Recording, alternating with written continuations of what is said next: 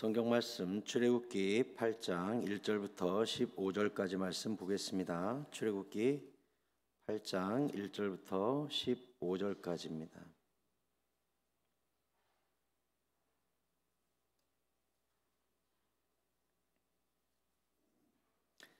찾으시는 동안 광고 말씀 드리겠습니다. 전도대가 이제 금요일 날로 날짜를 바꾸어서 3월 3일부터 모입니다. 이번 주 토요일은 3월 4일 오후 3시에 모든 세대 전도의 날로 모이니까 아이들부터 시작해서 모든 전도 가능한 사람들은 나오셔서 새봄을 맞이해서 힘있게 전도로 3월을 출발하도록 그렇게 하겠습니다. 영유아 유치부 겨울성경학교 3월 11일에 있는 거 기억하시고 기도와 후원 계속 부탁드리겠습니다. 출애굽기 8장 1절부터 15절 교독하시도록 하겠습니다. 여호와께서 모세에게 이르시되 너는 바로에게 가서 그에게 이르기를 여호와의 말씀에 내 백성을 보내라. 그들이 나를 섬길 것이니라.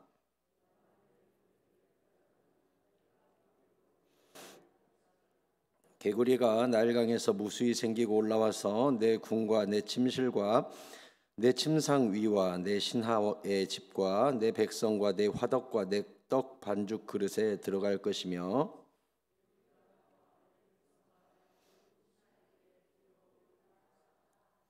여호와께서 모세에게 이르시되 아론에게 명령하기를 내 지팡이를 잡고 내 팔을 강들과 운하들과 못 위에 펴서 개구리들이 애굽 땅에 올라오게 하라 할지니라.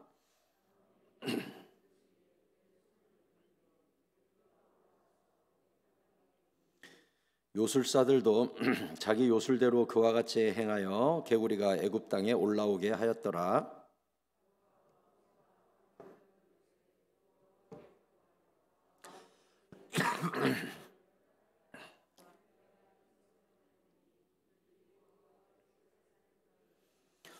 모세가 바로에게 이르되 내가 왕과 왕의 신하와 왕의 백성을 위하여 이 개구리를 왕과 왕궁에서 끊어 나일강에만 있도록 언제 간구하는 것이 좋을는지 내게 분부하소서.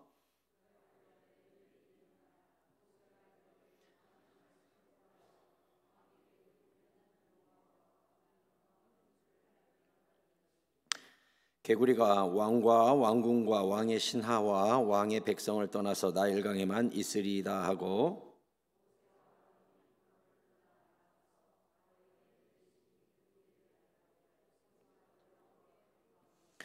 여호와께서 모세의 말대로 하시니 개구리가 집과 마당과 밭으로부터 나와서 죽은지라.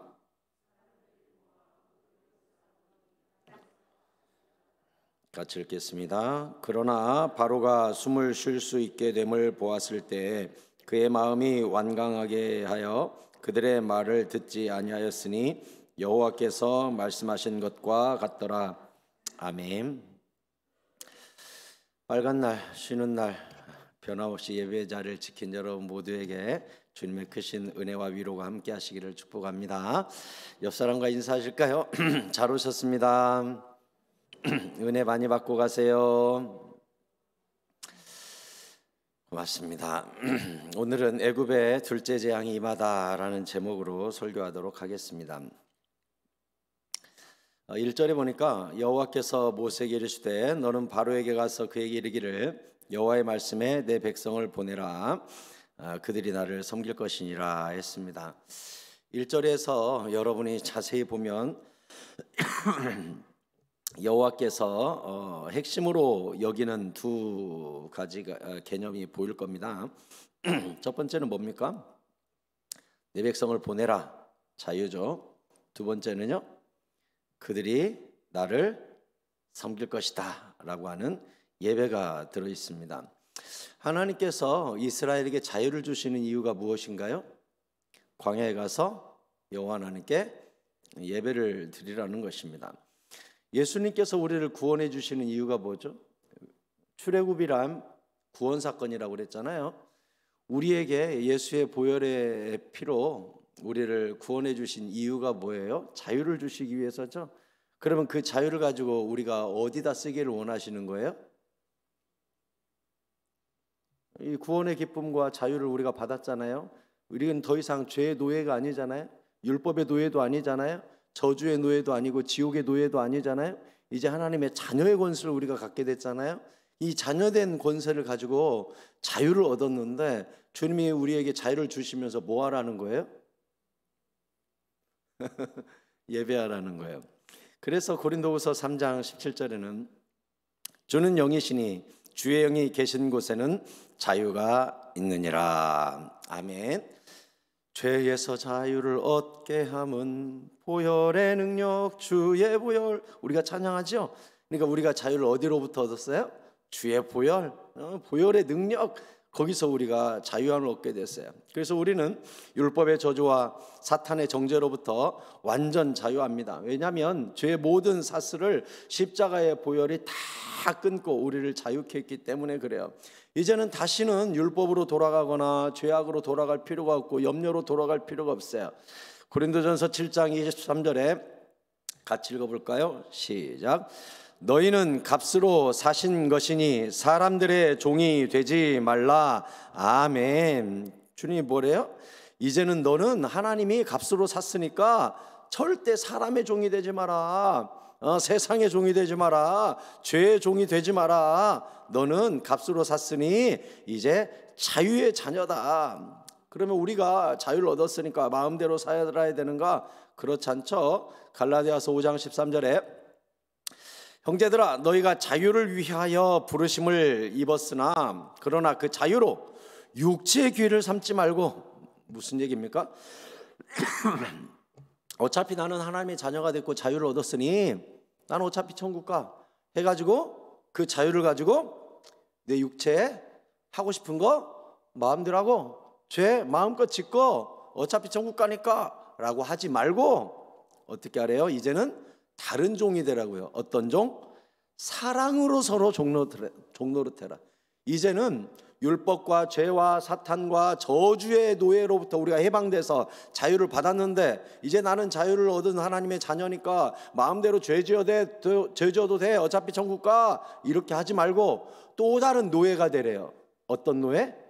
사랑의 노예. 이제 나는 사랑만큼은 주님께 묶인 노예처럼 종노릇하는 이 자유를 포기하고 사랑만큼은 내가 종처럼 명령받아 하리라. 그래서 성경이 뭐라고 그랬어요? 산악의 빚 외에는 아무에게도 빚을 지지 말라 했죠. 그러니까 우리가 자유하지만 사랑의 빚만큼은 지고 하나님 사랑과 이웃 사랑으로 종노릇하라는 거예요. 그거만큼은 종이 되라는 거예요. 여러분, 우리는 자유의 자녀가 되었습니다. 하나님이 모든 율법의 저주로부터 보혈로 우리를 자유케 하셨습니다. 이 자유를 가지고 사랑의 노예가 되시기 바랍니다. 이 자유를 주신 하나님께 하나님을 사랑하고 또한 주님이 발을 씻김으로 서로 종노릇하라고 말씀하셨으니 우리가 서로를 사랑으로 섬기는 사랑의 종, 이거만큼은 해야 된다는 거예요. 그리고 그 자유를 남용하지 말고 하나님 사랑하는 가장 이웃 사랑하는 가장 사랑의 표본 겉으로 드러나는 게 뭐냐?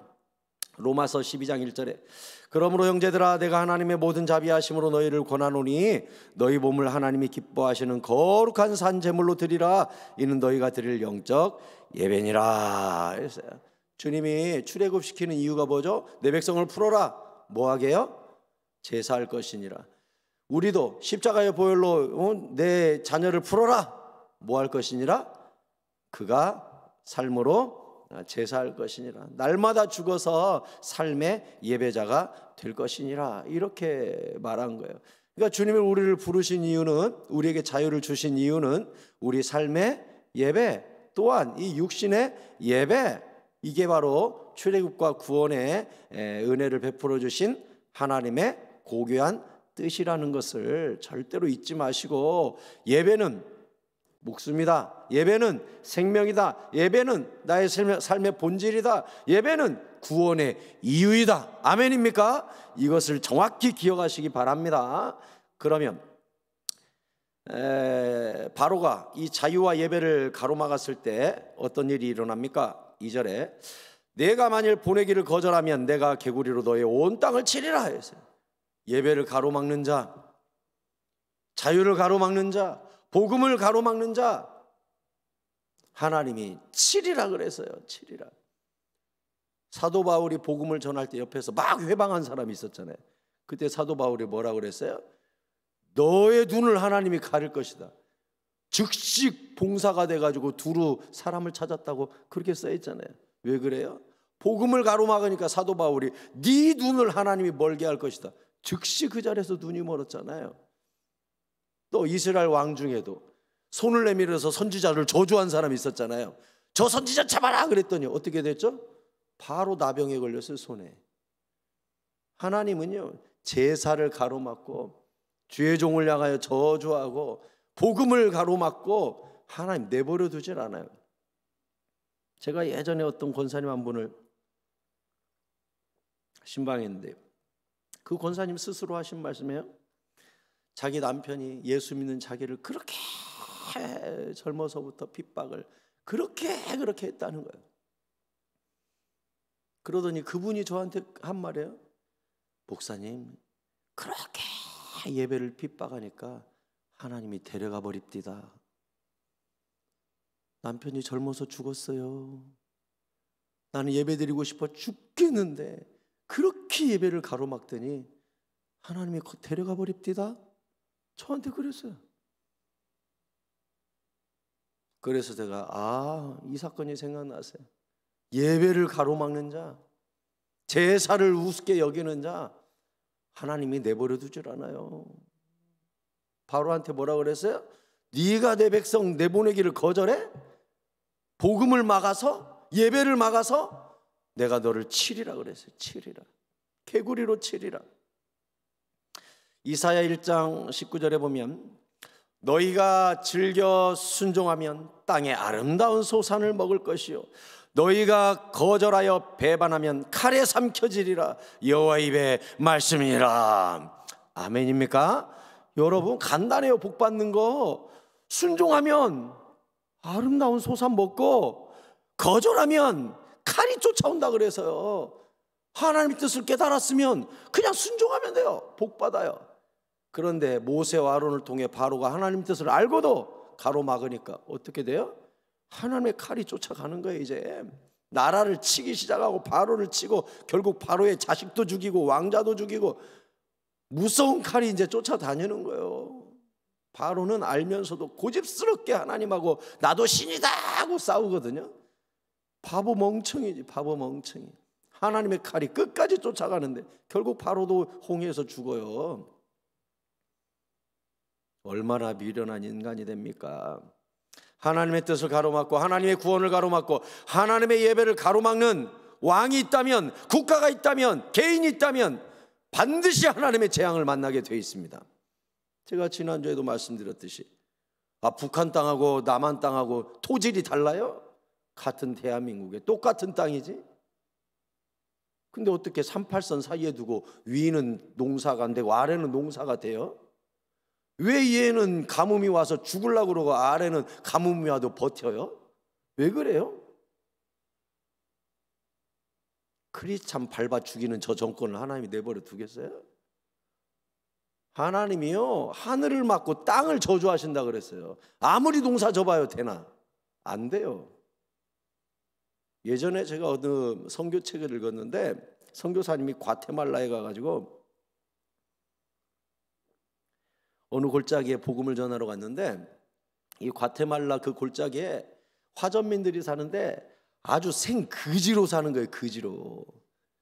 그래서 거기서 고구마 감자를 심으면 고구마 감자가 이만한 게 열린대요. 근데 거기가 온통 우상에 빠져가지고 선교사님이 내가 이 마을만큼 복음화 시킨다 해가지고 그 골짜기에서 한 사람씩 전도하기 시작했는데 그 골짜기 중심으로 전부 복음화가 된 거예요. 과테말라 이 어느 한 읍내 면이 다 쌍예수를 믿게 된 거예요. 거기가 통째로. 그 선교 신문에 사진이 하나 나와 있는데 그 선교사님과 원주민들이 고구마를 들고 있어요. 감자, 고구마가 이만해요. 하나가. 그 사람들이 예수 믿고 고구마를 심기 시작했는데 그때부터 고구마 크기가 달라지더라는 거예요. 예수 믿기 전에는 요만하게 맺히던 게 요만씩하게 고구마가 이만해요. 들고서 웃으면서 사진 찍은 게 그 선교 신문에 딱 나와 있는 거예요. 그 선교사님 뭐라고 한 줄 알아요? 이 땅의 원주민들이 예수 믿고 나니까 땅이 고쳐졌다는 거예요. 그래가지고 희한하게 농사를 지면 고구마가 이만씨가 돼요. 그걸 이게 들고 사진을 찍었어. 그 마을이 예수 믿기 전에는 요만한 것만 열던 게 왜 갑자기 이렇게 커졌냐고 하면서 하나님이 복음이 들어가는 땅을 고치신다고 하신 성경 말씀이 맞더라 하고 거기다가 간증을 쓰고 사진을 붙여놨어요. 얼마나 신기합니까? 왜 예수님 핍박하는 저 북한 땅은 우리나라에서 좋은 종자 다 갖다 줬습니다. 북한 땅에 우리가 최고로 좋은 옥수수 종자 다 갖다 줬습니다. 굶어 죽지 말라고. 근데도 지금 한 달에 수만 명씩 굶어 죽고 있어요. 왜 그래요? 그 정권이 예배를 핍박하고 크리스찬을 밟아 죽이는데 주님이 거기 그 땅을 고쳐줘요? 안 고쳐줘요. 안 고쳐줘. 예수 믿는 사람 협박하고, 남한 우리나라 협박하고, 미국 협박하고, 핵무기 가지고 거들먹거리고, 동해에다가 계속 미사일 쏴대고, 그 정권을 하나님이 예뻐해요? 하나님 두려워하지 않고 무기를 믿는 그 나라 하나님이 축복해줘요? 저는요, 광주 땅에 지금 가뭄이 계속되면 6월부터 단수하고 제한급수한다고 그래요. 왜 작년에 장마전선이 남쪽만 안 내려오고 위로만 지나갔습니다. 위에는 댐이 비가 넉넉해요 지금. 근데 이 대전 밑으로서 호남 쪽이 지금 동북댐이랑 몇 프로 남았다더라? 22%? 이대로 가다가 이제 6월부터는 제한급수한다 그랬어요. 단수할 텐데요. 저는요 그 소식 뉴스 딱 듣자마자요 너무 분통 터지고 너무 속이 상해서요. 왜? 하나님이 비를 닫을 때는 죄밖에 없어요. 왜 장마전선이 남쪽은 안 내려와? 지금 저 완도랑은 난리 났어요.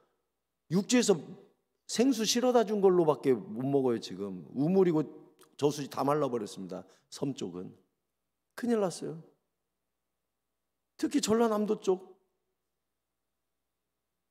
소식 딱 듣자마자 저는 자존심이 팍 상해서요. 너무 속상해서요. 하나님, 우리가 혹시 잘못한 거 있습니까? 광주가 잘못한 거 있습니까? 우리가 예배를 우습게 여긴 적이 있습니까? 용서해 주세요. 우리 죄를 고쳐주세요. 하늘문 다시 열어주세요. 희한한 건 제가 그날따라 그거에 확 꽂혀가지고 기도 막 한 날은요 하루 이틀 있다가 꼭 비가 오네. 비도 지난주에도 오고 한 3주 전에 또 왔잖아요. 그러면 그때 하늘 쳐다보고 아이고 주님이 기도 들으시는갑다 하고 며칠 또 잊어먹네. 그러다 보면 또 뉴스에 또 뭐 재앙급수 나오면 아이고 주여 하고 또 기도하면 또 비가 또 쬐끔 오네. 그래서 내가 생각을 한 거예요. 정말 우리가 기도해야 하늘문이 열리는데 우리 새사랑교회가 더 기도해야 되겠고. 이따가 우리 이 가뭄 놓고 기도 좀 합시다. 하나님이 성경의 법칙 정확해요. 죄 지으면 하늘문 막는다고 그랬어요. 비를 그치게 해준다고 그랬어요. 하나님은요 즐겨 순종하면 복을 주지만 예배 쉽게 여기고 하나님의 뜻을 가로막으면요 재앙의 칼날이 따라다니고 이른 비와 늦은 비를 막아버린다고 그랬기 때문에 우리는 틀림없이 이 도시와 이 민족의 죄를 짊어지고 하나님께 회개를 해야 돼요. 그래야 비가 온다고 땅이 고쳐진다고요. 바로는 하나님의 뜻을 가로막고 예배를 가로막는 바람에 이제 하나님의 재앙의 칼이 쫓아가는데 개구리 재앙이에요. 3절에 개구리가 나일강에서 무수히 생기고 올라와서 군과 침실과 침상위와 신하의 집과 백성과 화덕과 떡반죽 그릇에 들어가서 엄청 괴롭히게 될 거라고 그랬어요. 여러분 나일강을 첫 번째 재앙 때 피로 만들어서 쳤잖아요. 그러니까 나일강이 제일 큰 신원이거든요. 그럼 그 제일 큰 신인 나일강에 살고 있는 개구리는 그들이 생각하기에 나일강의 합창단이에요. 개굴 개굴 개굴 개굴 개굴 거기서 울고 알을 낳으면 수백 개 수천 개 알을 낳으니까 개구리는 나일강의 합창단이고 나일강의 다산과 풍요를 상징하는 신으로 섬겼습니다. 그래서 애굽의 신 중에 얼굴은 개구리같이 생겼는데 몸은 이렇게 으리으리하게 생긴 남자 신이 있었는데 프타라는 신이 있었어요. 또 얼굴은 개구리인데 몸은 아주 글래머러스한 여신이 있었는데 헤트라는 신이에요. 그러니까 프타라는 개구리 남신과 헤트라는 개구리 여신을 붙여놓고 둘 사이가 결혼하면 많은 개구리 알이 나오는 것처럼 번식과 번영의 상징, 다산의 상징으로 개구리를 우상으로 섬겼습니다. 근데 이 개구리가 자기네가 이 다산으로 섬기는 이 개구리가 뭔 그릇에도 들어있고 침상에도 올라오고 사람 미칠 노릇이죠. 숭상은 했지만 달라들으려고는 하지는 않았잖아요. 근데 온통 달라드니까 너무너무 괴롭죠. 그런데 웃기는 건 7절에 요술사들도 자기 요술대로 그와 같이 행하여 개구리가 애굽 땅에 올라오게 하였더라 그랬습니다. 저는 이 부분 읽으면서 막 웃었는데 여러분은 웃음이 안 나오신가 모르겠네요. 요술사들도 개구리를 올라오게 했대요. 여러분, 바로 왕 옆에서 정말 파워풀한 요술사라면 요술사가 어떻게 해야 되죠? 개구리를 물러가게 해야지. 개구리를 나일강으로 몰아내는 일을 해야지 지들도 올라오겠대. 얼마나 바보스러워. 괴로웠으면 바로가 요술사들한테 야 얘네들 좀 돌려보내라고 해야 되잖아. 근데 요술사가 우리도 할 수 있다 올라와라. 얼마나 바보짓이에요, 바보짓. 그러니까 이게 다 속임수죠. 사실 하나님이 올라오게 한 거에다가 숟가락만 얹고 우리도 올라오게 한 거다라고 이야기한 속임수일 뿐이에요. 진짜 이 요술사가 강력하다면 돌려보냈어야죠. 근데 우리도 올라오게 했다, 이것은 진짜 숟가락만 얹는 말도 안 되는 속임수입니다. 그러니까 이제 바로가 8절에 모세와 아론을 불러 이르되 여호와께 구하여 나와 내 백성에게서 개구리를 떠나게 하라. 내가 이 백성을 보내리니 그들이 여호와께 제사를 드릴 거다 하면서 드디어 내가 백성 풀어주고 제사도 드리게 해줄 테니까 이 제발 개구리 좀 없애주라 했습니다. 그래서 9절에 모세가 바로에게 이르되 내가 왕과 왕의 신하와 왕의 백성을 위하여 이 개구리를 왕과 왕궁에서 끊어 나일강에만 있도록 언제 강구하는 것이 좋을지 분부하소서. 왜 이 날짜 계약을 할까요? 언제부터 없애줄까요? 라고 이야기하는 이유가 뭘까요? 이게 그 딱 정한 날짜가 아닌데 없어지면 여호와의 능력이라고 생각을 안 하고 때가 되니까 개구리가 죽었겠지, 때가 되니까 개구리가 나일강으로 돌아갔겠지, 우연이겠지가 되잖아요. 그러니까 모세와 아론 입장에서는 이게 정확히 하나님께서 하신 일이라는 것을 보여주기 위해서 날짜를 정합시다라고 한 거예요. 그랬더니 바로가 10절에 그가 이르되 내일이니라, 내일 당장 해달라는 거예요. 모세가 이르되 왕의 말씀대로 하여 왕에게 우리 하나님 여호와가 같은 이가 없는 줄 알게 하리니 개구리가 왕과 왕궁과 왕의 신하와 왕의 백성을 떠나 나일강에만 있으리다 하고 모세와 아론이 바로를 떠나 나가서 바로에게 내리신 개구리에 대하여 여호와께 간구하며 여호와께서 모세 말대로 하시니 개구리가 집과 마당과 밭으로부터 나와서 죽은지라 했죠. 자, 이제 이 모든 개구리가 나일강으로 돌아간 게 아니라 죽어버렸습니다. 그러니까 돌아갔다면 또 바로가 이렇게 생각하겠죠. 때가 되니까 얘네들이 물도 고프고 피부도 마르고 먹을 것도 찾으러 돌아갔겠거니 하겠죠. 그러니까 하나님께서 돌아가게 한 게 아니라 집에서 나와서 자연스럽게 그냥 마당에서 싹 길거리에서 죽어버리게끔 이렇게 했습니다.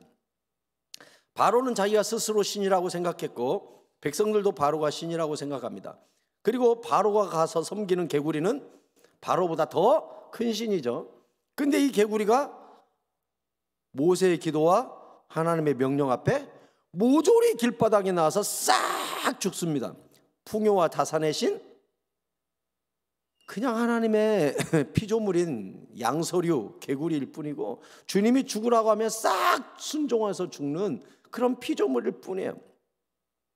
이사야 44장 6절에 이스라엘의 왕인 여호와, 이스라엘의 구원자인 만군의 여호와가 이같이 말하노라. 나는 처음이요 나는 마지막이라. 알파와 오메가죠. 나 외에 다른 신이 없느니라 했어요. 없어요. 다른 건 형태만 있고 다 가짜예요. 이사야서에도 나와 있죠. 우상을 만드는 우상 조각가들이 산에 가서 큰 나무를 비워다가 가지 다 치고 위에 다 치고 밑둥 두꺼운 부분 가져다가 다 조각한 다음 우상을 세우고 그 잔가지로는 밑에서 수고했다고 고기 구워 먹는다고. 그 성경도 읽어보면 얼마나 웃음이 나요. 나무의 한 부분은 땔감으로 고기 구워 먹는 재료가 되고 한 부분은 잘 조각해서 우상이 되고 그 우상한테 이렇게 절하면 그 우상이 야 네가 내 팔다리 잘라서 고기 구워 먹었잖아 하고 복을 주겠어요. 그러니까 이사야가 그 말을 적어놓고는 야 밑둥으로는 우상 만들고 파낸 조각으로는 고기 구워 먹냐? 그러면 그 우상이 복을 주겠냐? 이렇게 이사야서에 써 있어요. 얼마나 웃겨요. 그게 다 코미디, 다 코미디. 돌에다가 막 조각을 해서 뭔가 상을 만들었어요. 그리고 그 앞에 절은 해. 그리고 밑에 떨어진 건 쓰레기라고 내버려.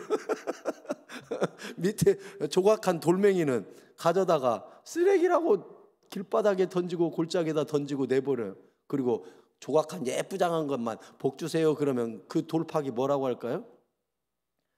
야 네가 내 몸 다 파내갖고 쓰레기로 던지고 나한테는 복 달라 그러냐? 이러지 않겠어요? 그러니까 얼마나 이게 비상식적이고 좀만 제대로 된 초중고만 나와도 이게 보일 텐데 그걸 못 보고 그 돌팍에다 복 달라 그러고 그 돌 쌓고 복 달라 그러고 나무 쪼아대 가지고 그 나무한테 복 달라고 하면 이게 얼마나 우습냐는 거예요. 여러분, 그러면 우상이 왜 생겨요? 무지해서 그래요. 사도행전 17장 29절에 보면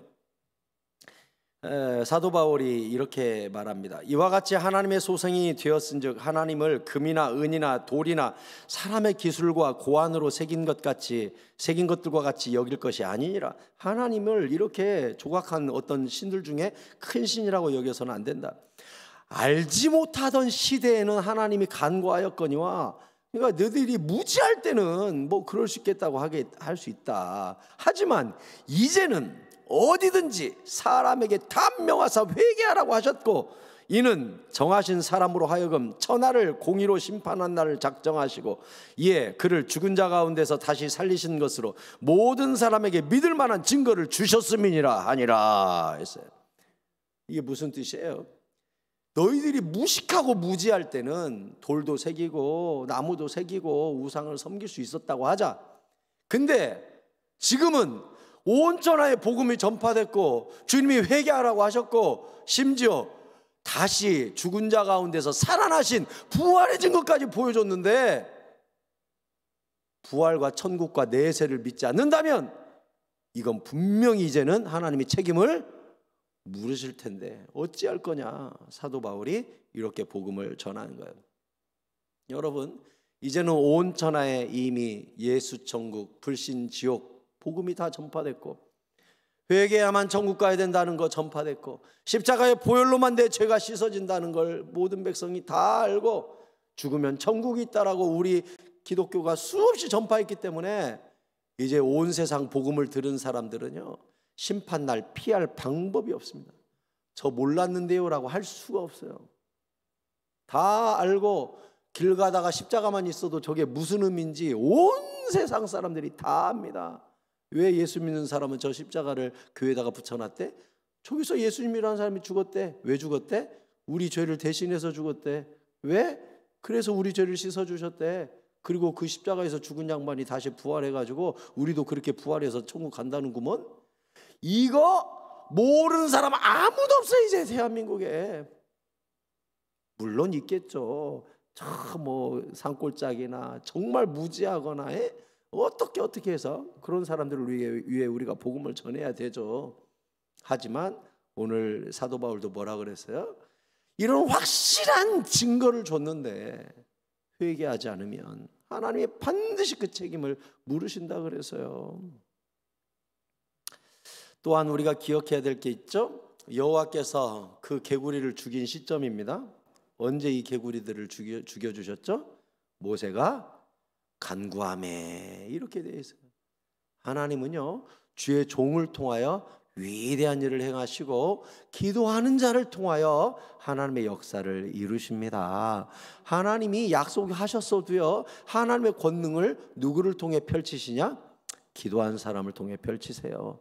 아까도 말씀드렸듯이 하나님께서 틀림없이 우리가 회개하고 가슴을 치고 뉘우치면요 회개하면 피를 주실 거예요. 아멘입니까?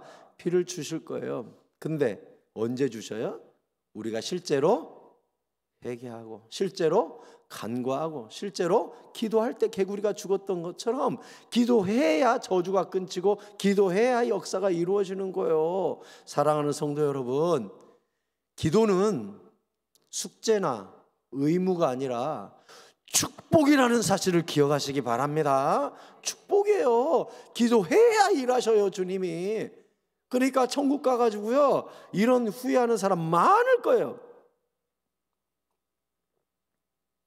천국 갔더니 유승복이라고 하지 말아야지. 김철수 기도응답 창고를 열었더니 꽉 차 있어 창고가. 그래가지고 이제 김철수가 얘기하는 거예요. 아니 주님 이 많은 걸 왜 안 주셨어요? 주님 뭐라고 하시게요? 뭐라 할 것 같아요? 네가 기도 안 했잖아. 그럼 뭐라고 천국 가서 뭐라고 후회할 것 같아요? 이럴 줄 알았으면 기도해서 찾아 먹을 걸 할 거 아니에요. 기도 안에서 못 찾아간 기도 응답 창고가요 끄덕끄덕 할 거예요. 그리고 천국 가서 정말 후회할 거예요. 이럴 줄 알았으면 기도해서 이거 다 찾아 먹을 걸. 찾아 먹으라고 하니까 무슨 이기적인 어떤 기복주의를 이야기하는 게 아니라 내가 기도해야만 이루실 주의 큰 역사들, 그리고 그게 이루어짐으로 말미암아 받게 될 큰 칭찬과 상들이 그렇게 많은데 내가 기도 안 하는 바람에 주님도 역사하실 수가 없었던 수많은 역사의 흔적들이 거기 남아있다면 얼마나 우리가 괴롭고 안타깝고 후회가 되겠어요. 그럴 줄 알았으면 민족을 위해 더 기도할 걸, 그럴 줄 알았으면 더 회개할 걸, 더 전도할 걸, 더 이웃을 위하여 기도할 걸, 더 교회를 위해 기도할 걸, 더 주님의 종들을 위해 기도하고 선교사님들을 위해 더 기도할 것을 후회할 거예요. 왜? 기도를 통해서만 주님이 일을 하시니까. 기도해야만 내려주시니까. 기도는요 응답의 유일한 통로잖아요. 그래 기도 안 해가지고 못한 일들이 그렇게 쌓여 있으면 얼마나 속이 상하겠어요. 결국 타산의 신이 악취가 됐습니다. 14절에 사람들이 모아 무더기로 쌓으니 땅에서 악취가 나더라. 이 타산의 신이 이제 괴로운 신이 됐어요. 괴로움이 됐어요. 에레미야 51장 52절에 보라 날이 이르리니 내가 그 우상들을 벌할 것이라 부상자들이 그 땅에서 한숨을 지으리라 여호와의 말씀이니라. 하나님의 우상을 치니까 한숨 후 저거 이제 우상 덩어리를 치우는 게 일이야. 그렇게 개구리를 섬겼더니 개구리가 시체가 쌓여가지고 온 땅에 악취가 나니까 이게 치우는 게 힘들고 땅에 묻는 게 힘들고 뒤처리가 더 고통스러운 신이 돼버렸어요. 그렇다는 거예요. 결국 우상은요 악취가 나고 나를 공격하고 내가 기대고 있는 것이 숙제가 되고 나를 실망시키는 때가 온다는 거예요. 왜 그래요? 하나님의 진노의 칼이 따라가니까, 우상이 아무것도 아님을 보여주시니까 결국은 우상이 짐덩어리가 되는 날이 온다는 거예요. 바로는 마음을 또 바꿉니다. 15절에 그러나 바로가 숨을 쉴 수 있게 됨을 보았을 때 그의 마음이 완강하게 하여 그들의 말을 듣지 아니하였으니 여호와께서 말씀하신 것과 같더라 했어요. 당장 막 개구리가 가득 차고 개구리 시체 냄새가 막 진동을 하고 할 때는 아이고 데리고 가서 예배드려라 했던 바로가 숨을 쉴 수 있게 되니까 못 가 하고 또 막아섰어요. 여러분, 화장실 들어갈 때 나올 때 사람이 달라요. 간절할 때, 문제가 없어졌을 때 달라요. 정말 간절할 때 하나님께 막 서원들 합니다. 주여, 이번 것만 해결해 주신다면, 이번에만 내 기도를 들어주신다면 제가 앞으로 절대 기도 쉬는 법 없을 것이고 예배 빠지는 일 없을 것이고 특별히 수요예배는 기도의 파수꾼이 되어서 열심히 드릴 것이고 주여 하고 막 약속을 남발합니다. 근데 그 문제가 딱 해결되면 왠지 우연인 것 같고 될 때가 돼서 된 것 같고 나무개 때문에 된 것 같고 또 막 이래요. 또 무슨 일이 생기면 예수님 이번만큼은 예배를 빠져야 될 것 같고 이번만큼 예수님도 마음 바꿔 생각해봐요. 어쩔 수 없잖아요 하면서 또 뒤로 물러서고 타협하고 서원한 거 포기해버리고. 이게 바로의 문제가 아니라 사람의 문제예요. 그래서 사사기를 보면 이스라엘 백성들이 끊임없이 교만했다가 이웃나라들이 쳐들어오면 부르짖었다가 하나님이 사사를 보내서 구원해주면 할렐루야 했다가 시간 지나면 또 우상을 섬기고, 이게 매번 반복되잖아요. 그래서 사사기 2장 16절에 여호와께서 사사들을 세우사 노략자의 손에서 그들을 구원하게 하셨으나 그들이 그 사사들에게도 순종하지 아니하고 오히려 다른 신들을 따라가 음행하며 그들에게 절하고 여호와의 명령을 순종하던 그들의 조상들이 행하던 길에서 속히 치우쳐 떠나서 그와 같이 행하지 아니하였더라. 여호와께서 그들을 위하여 사사들을 세우실 때는 그 사사와 함께 하셨고 그 사사가 사는 날 동안에는 여호와께서 그들의 대적의 손에서 구원하셨으니 이는 그들이 대적에게 압박과 괴롭게 함을 받아 슬피 부르짖음으로 여호와께서 뜻을 돌이키셨음이거늘 그 사사가 죽은 후에는 그들이 돌이켜 그들의 조상들보다 더욱 타락하여 다른 신들을 따라 섬기며 그들에게 절하고 그들의 행위와 패역한 길을 그치지 아니하였으므로 했어요. 사사기가 계속 이거예요. 사사가 살아있는 날 동안에는 주님의 명령을 받아서 준엄하게 끌고 가면 그래도 끌려가다가 사사 죽으면 순식간에 우상으로 끌려가서 또 외국이 쳐들어오게 만들고 외국이 쳐들어오면 또 슬피 부르짖어서 주님의 뜻을 돌이켜서 사사를 보내시고, 이게 매번 반복되는 역사가 이루어진 거예요. 왜 그래요? 사람이 그래요. 바로만 그런 게 아니에요. 이스라엘 백성만 그런 게 아니에요. 우리도 그래요. 우리도 화장실 들어갈 때 나올 때 돈 빌릴 때 갚을 때 하나님께 간구할 때 이루어졌을 때 끊임없이 우리가 흔들린단 말이에요. 얼마나 나약한지, 얼마나 비겁한지, 얼마나 참을 수 없는 존재의 가벼움으로 우리가 살고 있는지 몰라요. 이것만 해주신다면 마치 목숨이라도 던질 것처럼 결의에 찬 기도를 했다가 그게 이루어지고 나면 또 아무것도 아닌 듯이 떠나는 바로와 이스라엘 백성처럼 우리도 그렇게 예수를 가볍게 섬긴단 말이에요. 여러분, 이 마음 한가운데 무거운 바위덩어리가 있는 사람이 되세요. 바위덩어리가, 무거운 바위덩어리가 있어서 어지간해서는 움직이지 않는 뿌리 깊은 감람나무가 우리 마음속에 있어야 돼요. 성전에 딱 뿌리 내리고 믿음에 딱 뿌리 내리고 거룩한 습관이 딱 있어가지고 그것만큼은 건드리지 못하는 나의 거룩한 예배 습관, 기도 습관, 헌금 습관, 헌신 습관이 딱 있어가지고 이거만큼은 타협이 안 되는 무거운 무쇠덩어리가 이 안에 딱 있는 사람, 그 사람이 예수 제대로 믿는 사람이고 그 사람이 교회의 어른이에요. 어른.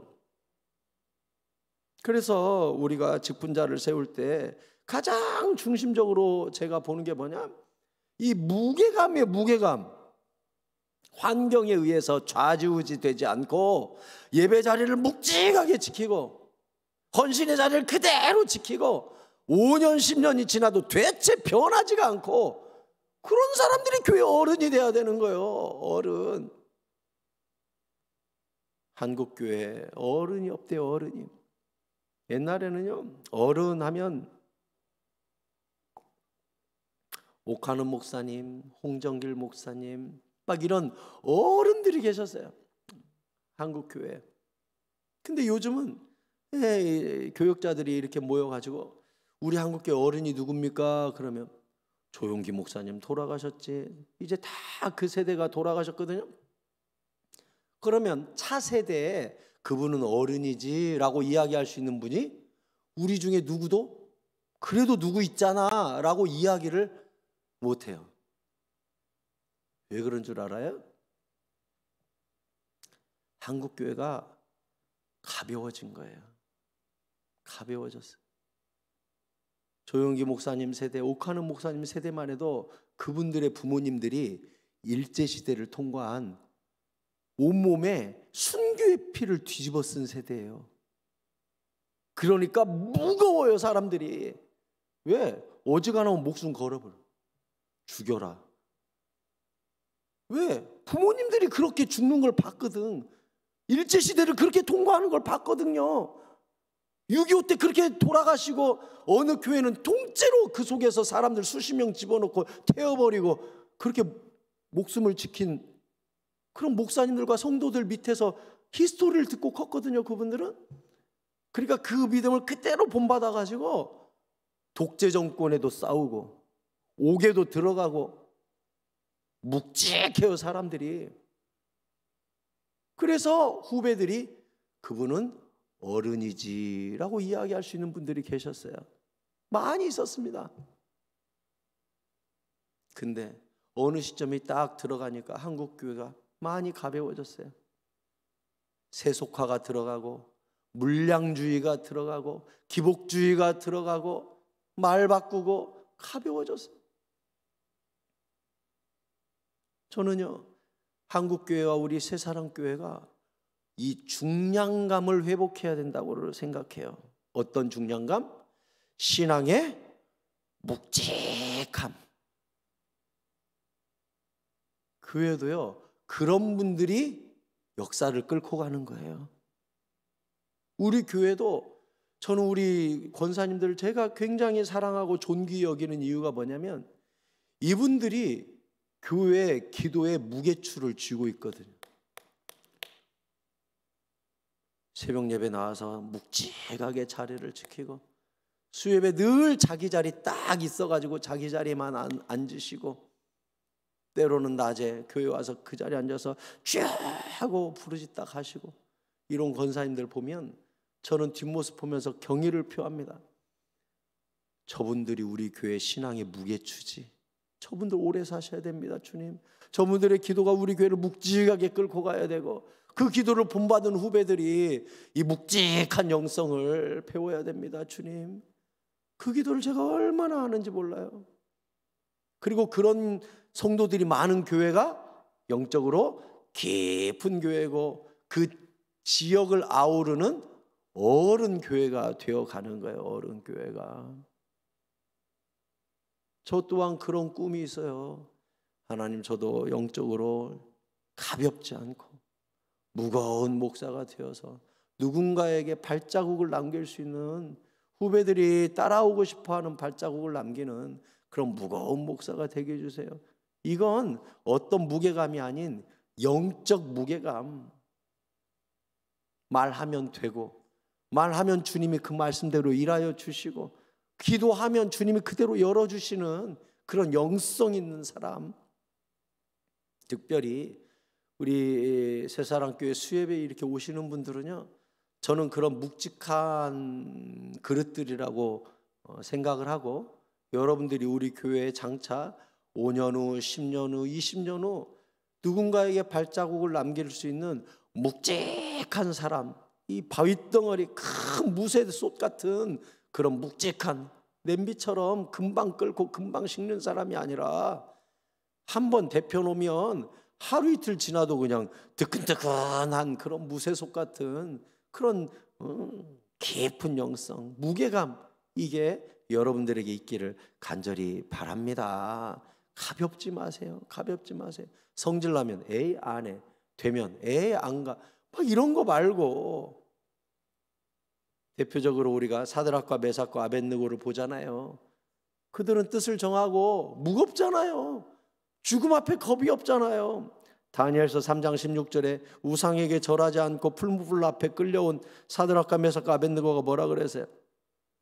사드락과 메삭과 아벳느고가 왕에게 대답하여 이르되 느부갓네살이여, 우리가 이 일에 대하여 왕에게 대답할 필요가 없나이다. 왕이여, 우리가 섬기는 하나님이 계시다면 우리를 맹렬히 타는 풀무불 가운데서 능히 건져내시겠고 왕의 손에서도 건져내시리이다. 그렇게 하지 아니할지라도 왕이여, 우리가 왕의 신들을 섬기지도 아니하고 왕이 세우신 금신상에게 절하지도 아니할 줄을 아옵소서. 통보했어요. 신하가 왕한테 통보한다니까요.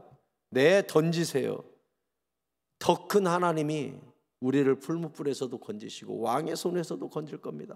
설령 그분의 뜻이 이 풀무불을 통하여 우리가 죽는 것이 하나님의 뜻이라면 우리는 피할 생각이 전혀 없고 여기서 죽을 겁니다. 통보했어요. 그리고 결국 느부갓네살이 벌벌 떨었잖아요. 신들의 아들과 같은 이가 저들과 함께 있구나. 벌벌 떨었잖아요. 이 묵직한 사람, 환경에 따라 쉽게 가볍지 않은 사람, 목숨을 던져서 여호와를 섬긴 이 사드락과 메삭과 아벳느고, 그 후에 어떻게 되어 있죠? 바벨론에 더욱더 높여주셨다고 그랬어요. 하나님이. 이사야 26장 3절 말씀, 저는 참 이 구절을 좋아하는데 여러분 다 함께 한 목소리로 읽어봅시다. 시작. 주께서 심지가 견고한 자를 평강하고 평강하도록 지키시리니 이는 그가 주를 신뢰함이니이다. 아멘. 주님이 누구를 예뻐해요? 심지가 견고한 사람. 바로처럼 이제 숨 좀 쉬게 되니까 에이 그 말 취소. 이렇게 가벼운 사람 말고 심지가 견고하고 묵직하고 뿌리가 깊어서 한 번 입에서 내뱉은 말 신의를 지키고 한 번 주님 앞에 뜻을 정하면 목숨을 거는 이렇게 심지가 견고하고 일사각오의 정신을 가지고 일구이연하지 않으면서 하나님께 묵직한 신앙을 갖고 있는 이 사람은 하나님이 평강하도록 지키시고 그가 주를 신뢰함으로 심지를 견고히 함으로 하나님이 그의 삶을 책임져 주신다는 거예요. 사랑하는 성도 여러분, 흔들리지 않는 믿음, 우리 교회 어른으로 만들어져가는 믿음, 여러분 모두가 소유할 수 있게 되기를 간절히 축복합니다. 말씀을 맺겠습니다. 개구리 신, 풍요의 신, 돈의 신, 다 의미 없어요. 출애굽기 15장 11절에 여호와여, 신 중에 주와 같은 자가 누구니까? 주와 같이 거룩함으로 영광스러우며 찬송할 만한 위엄이 있으며 기이한 일을 행하는 자가 누구니까 했어요. 여호와 외에 없어요. 신명기 6장 4절에부터 보니까 여러분 같이 읽어요. 시작. 이스라엘아 들으라, 우리 하나님 여호와는 오직 유일한 여호와이시니 너는 마음을 다하고 뜻을 다하고 힘을 다하여 내 하나님 여호와를 사랑하라. 아멘. 여호와는 유일한 신입니다. 사랑하는 성도 여러분, 하나님만 사랑하시기 바랍니다. 그리고 하나님이 우리에게 자유를 주신 이유는 우리로 하여금 사랑으로 서로 종노릇하고 그 자유를 가지고 죄 짓는 데 쓰지 말고 하나님께 예배하라고 주신 자유이므로 그 자유를 가지고 사랑하는 일에, 예배하는 일에 최선을 다하시고 환경에 따라 지극히 가벼운 신앙 말고 주님께 뜻을 한번 정하면 때로는 목숨도 걸 줄 아는 사드락과 메삭과 아벳느고와 같은 무쇠와 같은 큰 바위 덩어리와 같은 믿음, 어른의 믿음, 누군가에게 본받고 싶은 발자국을 남기는 믿음, 여러분 모두가 소유하셔서 우리 교회가 이 시대를 밝히는 진동을 가져오는 표본이 되는 등대가 되는 어른 교회, 영향력 있는 교회, 무거운 교회, 진리 앞에 목숨을 걸 줄 아는 참 성도들이 모여있는 그런 교회, 우리 새사랑교회가 만들어갈 수 있기를 간절히 축원합니다. 우리 같이 찬양하고 기도하십시다. 주님만이 나 약해 있을 때에도